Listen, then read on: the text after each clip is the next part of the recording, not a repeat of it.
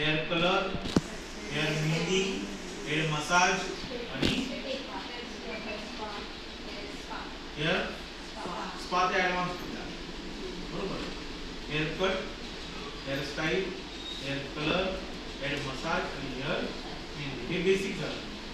त्यात तुम्हाला ॲडव्हान्स पण आहे. पण डोक्यांचा ॲडव्हान्सचा सिलेबस काय आहे? स्पा आहे, स्ट्रेटनिंग आहे, स्मूथनिंग आहे, कॅल्किंग बरोबर.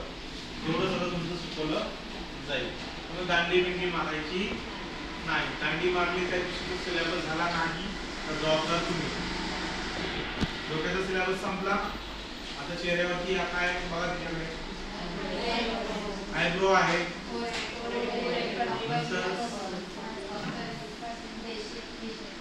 मेनिक्युअर आहे, मेनिक्युअर नसतं,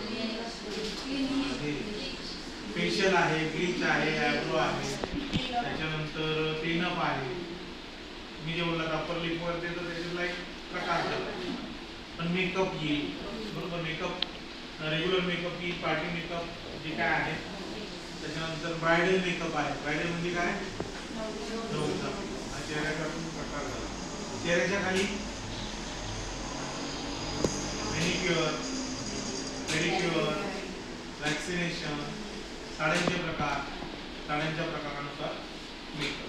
मेहंदी आहे त्याच्यावर हातावरची मेहंदी म्हणजे खाली जात ना. हातावरची मेहंदी, पायावरची मेहंदी कोण बनवायला शिकला? कोण बनवायचा प्लास्टिकचा? त्याला सॅलोटेप लावायचा. पातेल्यामध्ये तुम्हाला काय काय जास्त पाणी ते सगळं टाकून काय काय होणार मेहंदी त्याच्यात भरायची, इफेक्ट करायची आणि 500 रुपये काय करायची विकायची.